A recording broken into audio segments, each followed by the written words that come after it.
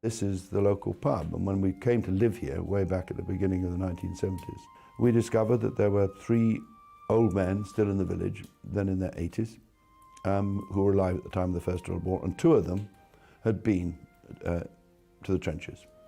And I hadn't been here more than 6 months really, and I met one of them in the pub here, Wilf Ellis, he was called. And I simply said to him, well, Wilf, I gather you in the First World War, what regiment were you in? And he didn't really answer my question, he just said, I was there with horses. And then he started talking, and his wife told me later he'd never talked about it before. I have no idea why he told me, I hardly knew the man. I have this feeling that he was passing something on. So there's a very, very strong bond between this village and this story, because the story came genuinely from here.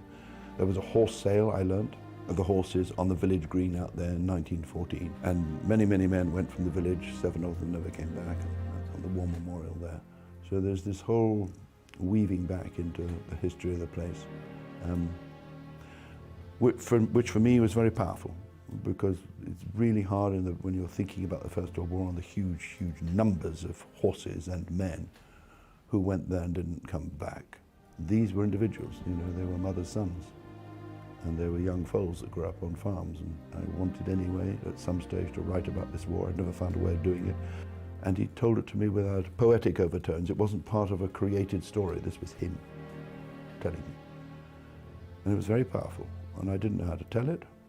And then this whole notion of telling it through the eyes of a horse, the mind of a horse, the life of a horse, came to me because of what he'd said about being there with horses. So I rang up the Imperial War Museum and I just asked them the question, do you happen to know how many horses went from this country in the First World War? They said, well, we don't have an accurate record, but we think it was about 1 million. So I said, and how many came back at the end of the war? Oh, he said, that we do know, we have an exact record of it, 65,000. That's roughly the same loss rate as the men. So they fought side by side, on both sides. That was important to me.